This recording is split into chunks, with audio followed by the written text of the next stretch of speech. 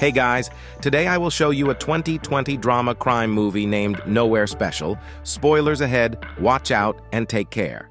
The boy saw that his dad hadn't finished his yogurt and reached out to take it. Unexpectedly, his dad snatched it away from him and sternly warned the boy not to touch anything he had already eaten. Little did the boy know his dad was actually trying to protect him. John was a window cleaner who had recently been diagnosed with a terminal illness. He had less than 3 months to live, but his son was only 3 years old. John didn't dare to let him know the news and could only pretend to be casual, continuing to take care of his son normally. He would comb his hair and read to him, waiting until his son was asleep before secretly taking his medication. He knew his time was short, and the most important thing now was to find an adoptive family for his son. He found the adoption agency and explained his situation. Soon, he met the first potential adoptive family. They were upper middle class. They had a spacious villa in the suburbs and a large farm. John was very satisfied and thought that if Michael could grow up here, he would definitely have a better future than himself. However, during their conversation, the male host seemed to be a control freak. He mentioned that in the future, Michael would have to transfer to an elite school even if John said Michael preferred his current school to refuse. John knew that Michael would not have a happy childhood living under controlling parents. On the way back home, he asked Michael if he wanted to live in the luxurious house they had just visited. Michael answered that he liked their current home. Hearing this answer, John felt bittersweet. The adoption agency suggested that John make a memory box where he could place his belongings or leave a message. When Michael turned 18, he would be able to open it and feel his father's warmth again. However, John was strongly resistant to the idea. Why does he have to know he was adopted? We will find him a family that will be his family, his only family. He won't even have to remember how useless his parents were. His mother leaves him and then his father dies. I mean, that'll definitely fuck him up. Back at home, looking at his young son, he pretended to be normal. He took Michael to the park to play and eat ice cream, wanting to spend as much time with him as possible. But seeing the fathers playing soccer with their children in the park, he felt envious. He couldn't witness the scene of Michael growing up.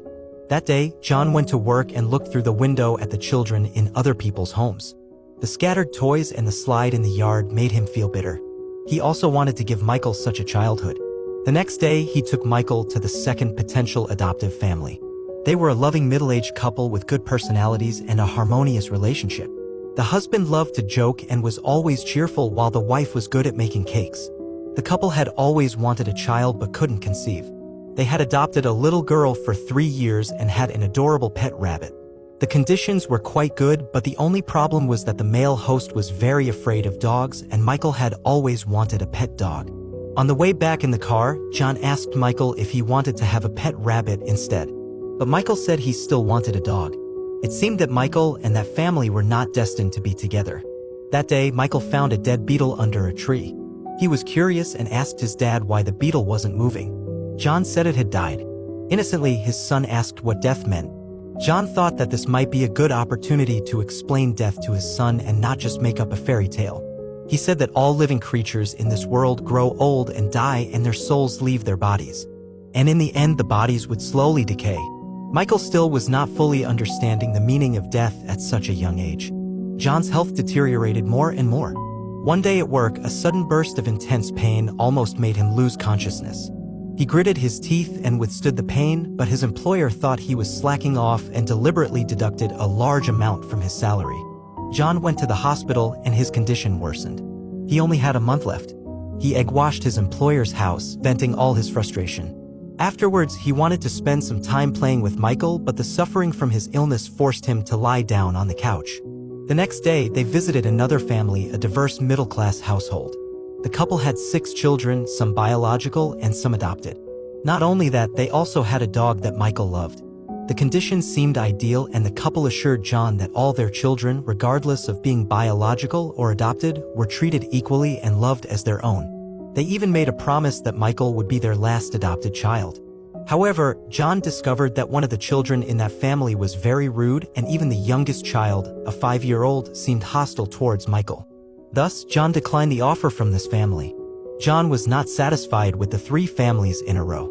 He went to the adoption agency to see if he could hand over Michael to his mother. The staff said that someone who had previously abandoned a child was likely to abandon them again, so they couldn't take that risk. The staff reminded him that time was running out and he needed to make a decision soon. John fell into silence after hearing this. He wasn't actually a picky person, but he couldn't help but want to give the best to his son. Soon, they arrived at the fourth family. This family was a bit special as it consisted of only a single woman. It turned out that she had accidentally gotten pregnant when she was young and had put the child up for adoption based on her parents' advice. She had regretted that decision ever since, especially when the doctor told her that she could no longer conceive a baby again. Therefore, she wanted to adopt a child, but her husband didn't want to adopt, so they had divorced. During their conversation, John could clearly feel that the woman genuinely liked children. She would crouch down and talk to Michael and ask about his daily life. However, John knew how difficult it was for a single parent to care for a child. He still wanted to find a complete family for Michael. Just then, Michael asked the woman if she would also die. All of the adults in the room froze and John felt a mix of emotions. He felt that Michael didn't understand anything, yet he also felt like Michael already knew everything.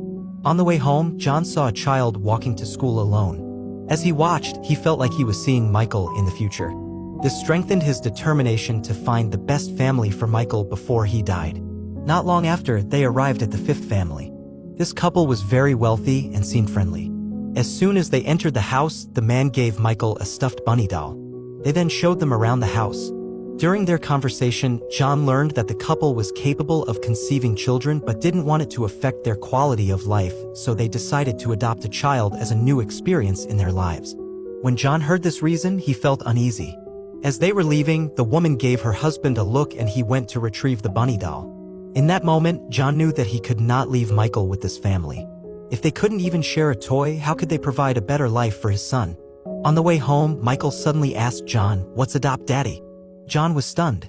He explained, adopt is when a child cannot be looked after by his mommy and daddy, so he can go and live with two nice new parents. After hearing this, little Michael firmly said, "I don't want new parents." He then let go of John's hand and walked along a straight line. In that moment, John felt like he was seeing Michael walking alone on the tightrope of life after he was gone. When they returned home, John started walking in a straight line on the road just like Michael did, but after a few steps, his body couldn't hold up anymore. The torment of his illness had caused him to lose his basic balance. John knew he was reaching his limit. He started to vomit frequently and his hands trembled uncontrollably when pouring drinks. He was afraid that his illness would affect Michael, so he forbade him from using the same utensils. Michael noticed all of these changes as if he didn't want his father to leave. Michael began to rebel. He refused to wear new pajamas and didn't want to hear stories about death. John grounded him in his room and in protest, Michael threw all of his new belongings out. Seeing this, John couldn't help but smile.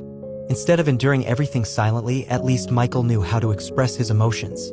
In the following days, John began to prepare for his own passing. He made a trip to the cemetery to secure his new home, sold his car, and sorted out his work. Then he took Michael to an amusement park. They played bumper cars and ate cotton candy, experiencing all the activities they had always wanted to try but never had. At night, he read a picture book about death to Michael. Finally, he decided to teach Michael how to accept his death. Like the beetle left its body, one day soon your daddy will leave his body. But I will always be around you in the air and in the sunshine that warms you. You won't see me, but you can talk to me, you can feel me in your heart. Under John's explanation, Michael finally understood the meaning of death. The body disappeared, but love remained in the heart. After Michael fell asleep that night, John started making a memory box. He wrote 15 letters and Michael would receive one on his birthday every year. He placed his belongings and the only photo of Michael's mother in the box. From that point on, these items and letters would be the connection between him and Michael. The streets were cold and quiet. In the early morning, John and Michael took the bus to the adoptive family's home. John had Michael press the doorbell.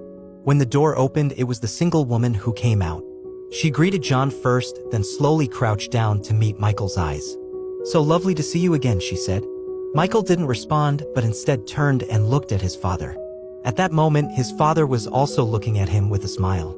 Finally, the big hand held the small hand and the film ends.